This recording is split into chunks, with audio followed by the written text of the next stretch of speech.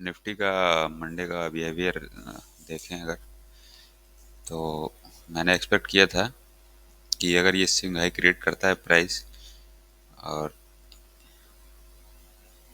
यहाँ से अगर रिट्रेस होना शुरू करता है, तो अगर फ्लैट या थोड़ी बहुत गैप डाउन ओपनिंग के साथ रिट्रेस करेगा तो मैंने एक लेवल एक्सपेक्ट किया था कि ये ऑर्डर ब्लॉक है, यहाँ तक प्राइस कहीं रिट्रेस कर सकता है। तो ये एक हमारे पास रेंज हो गया है, ये स्विंग लो और ये एक स्विंग हाई।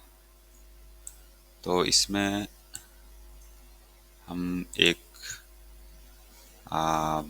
बुलिश मार्केट में एक बाय अपॉर्चुनिटी देखेंगे।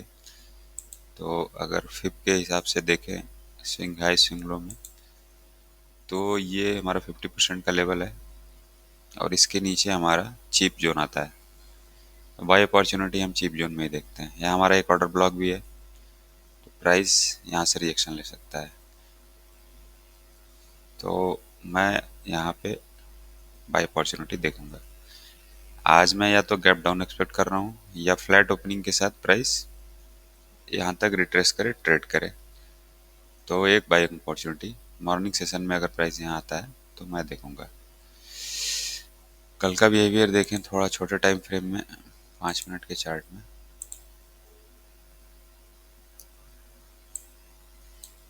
तो ये लेवल कुछ मार्क कर रखा है मैंने। ये प्रीवियस वीक का हाई मान, ये प्रीवियस वीक का हाई है और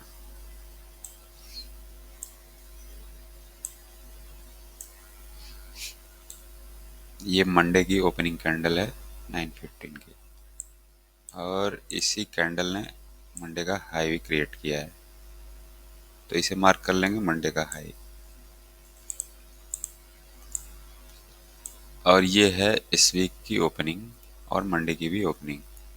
तो ये डेली का जो ओपनिंग प्राइस है वो बहुत इंपॉर्टेंट होता है, वॉच करने लायक होता है कि मंडे की ओपनिंग प्राइस है तो प्राइस यहाँ से रिएक्शन लिया है बिलो ट्रेड करके, फिर एक रिट्रेसमेंट के साथ, तो यहाँ पे इसने रिएक्शन लिया है। तो मैं एक्सपेक्ट कर रहा था प्राइस कि इस चीप या डिस्काउंट जोन में जाएगा तो ये एक रिट्रेसमेंट लेगा। तो हाई टाइम फ्रेम में अगर एक रिट्रेसमेंट है तो लोअर टाइम फ्रेम में एक काउंटर ट्रेंड ट्रेडिंग अपॉर्चुनिटी हो सकती है, मिल सकती है, सेल अपॉर्चुनिटी हो सकती है छोटे टाइम फ्रेम के लिए, शॉर्ट टर्म के लिए, जो कि काउंटर ट्रेंड ही होगी, जिसमें बहुत ज़्यादा टारगेट नहीं मिल सकते हैं। तो अगर प्राइस एक्शन के बिहेवियर पे देखें तो ये ओपनिंग प्राइस है, प्राइस नीचे ट्रेड किया, इस लो को ब्रेक किया, तो एक रिजेक्शन लेवल हमें चाहिए था। तो ये एक ओपनिंग प्राइस है, यहाँ से प्राइस रिजेक्ट हो रहा है, तो यहाँ हम एक सेल सेटअप देख सकते थे।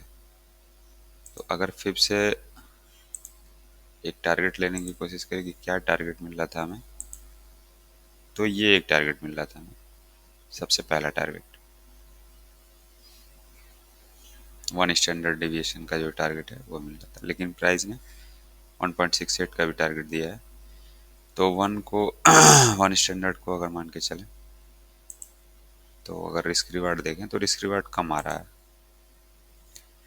अगर इस कैंडल में रिएक्शन हुआ, ये रेड कैंडल है, तो अगर इस कैंडल में एंट्री कंसिडर करें तो ऑलमोस्ट 43-44 पॉइंट का स्टॉप लॉस आ रहा है और टारगेट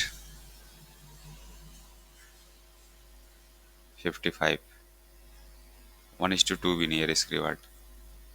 लेकिन यहाँ पे हम प्रॉफिट बुकिंग करने के साथ अगर लॉट क्वांटिटी ज़्यादा रखते हैं, या ज़्यादा का मतलब कि एक से ज़्यादा रखते हैं, तो यहाँ हम थोड़ा बहुत पार्शियल बुक कर सकते हैं और उसके बाद वेट कर सकते हैं फिप के अकॉर्डिंग इन टारगेट्स के लिए, और स्टॉप लॉस को ट्रेल कर सकते हैं।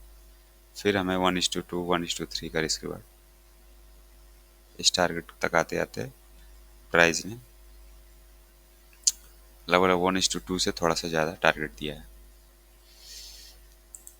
तो ये मंडे का बिहेवियर रहा है प्राइस का, ये प्राइस एक्शन रहा है, ये ट्रेड अपॉर्चुनिटी रही है फिर उसके बाद से